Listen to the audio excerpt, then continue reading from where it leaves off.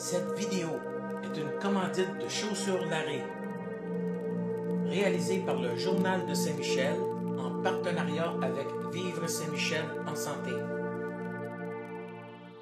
La Maison d'Haïti, qui est un organisme qui est sur le boulevard Saint-Michel. C'est un organisme qui a été créé en 1972, donc cette année c'est notre 37e année. Et c'est un organisme d'éducation populaire. Donc le but principal de l'organisme, c'est d'outiller finalement les gens qui viennent nous voir afin qu'ils puissent exercer leur pouvoir de citoyen dans la société. Donc c'est un organisme d'éducation populaire et on fait ça à travers différentes activités. La première de nos activités, depuis le début, ça a été toujours l'accueil et l'installation des immigrants et des réfugiés. Donc avec tout le soutien que ça peut vouloir dire, donc de les accueillir, de les aider à trouver un logement, des vêtements, des meubles, remplir des papiers, inscrire les enfants à l'école, comment faire sa carte d'assurance santé, en fait, toutes ces choses pour lesquelles le nouvel arrivant doit s'habituer. Ensuite, il y a aussi tout l'aspect de ce qu'on appelle l'intégration, donc la francisation, l'apprentissage du français, l'explication, donc des séances d'information sur la société d'accueil. Le numéro 20, un intelligent homme ou bien un homme intelligent? Un homme intelligent. Un homme intelligent. Un homme intelligent. Donc intelligent, tu l'écris après homme. On a un programme pour les jeunes. Donc c'est un programme toujours au niveau de l'insertion des jeunes. Donc on a un programme qui s'appelle les patrouilleurs de rue, les jeunes patrouilleurs de rue, qui est un programme d'insertion pour les jeunes. Hey, bonjour. Bonjour, vous êtes des patrouilleurs de rue? Yes, we are. C'est la maison d'Haïti. Exactement. OK. Et là, c'est quoi vous faites au juste aujourd'hui?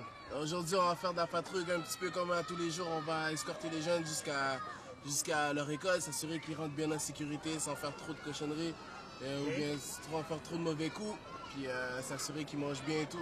OK. Et puis vous faites ça combien de jours par semaine? 5 jours semaine. Tant qu'il y a de l'école, on est là. Tant qu'il y a de l'école, tant qu'il y a des jeunes, on est là.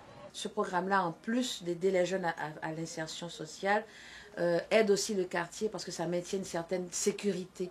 On essaie de développer le sentiment de sécurité dans le quartier grâce aux patrouilleurs de rue. Et grâce aussi au travail de concertation que cette équipe-là fait avec tous les acteurs du quartier. On a aussi un volet femmes. Et donc dans ce volet, il y a un programme pour les mères adolescentes. Donc pour la réinsertion de ces mères adolescentes-là. On a un programme aussi pour les familles. On a un réseau de jeunes parents.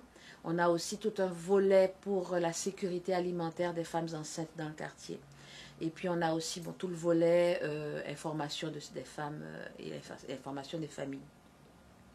Et puis on a tout le volet aussi avec les parents. Donc ce qu'on appelle l'art d'être parent. Donc c'est le lien qu'on établit entre le parent, l'école, l'enfant. Parce que très souvent, il y a incompréhension entre l'école et les parents. Et donc les messages ne se rendent pas. Quand l'enfant a un problème, l'école envoie un message, le parent ne comprend pas trop, il ne répond pas, l'école ne comprend pas trop pourquoi le parent ne répond pas. Donc nous, on sert un peu de lien entre tous ces groupes-là. Donc on fait des rencontres avec les écoles, on fait aussi des rencontres au niveau individuel, au niveau des parents, au niveau des enfants. Donc c'est ce lien qui se fait. L'autre chose qu'on fait aussi, c'est des ateliers qu'on appelle l'art d'être parent, des ateliers d'art-thérapie, parents-enfants, un petit peu pour renouer les mauvais rapports qu'il y a entre les parents et les enfants. T'as pas de dossier, non? Pas du tout. La grande Fifi, t'as pas peur, hein? On fait l'aide aux devoirs après l'école, on a un camp d'été, on a aussi un camp socio-pédagogique pendant l'été pour les enfants qui ont un retard scolaire et qu'on essaie de rattraper pour qu'ils recommencent l'année suivante en meilleure forme.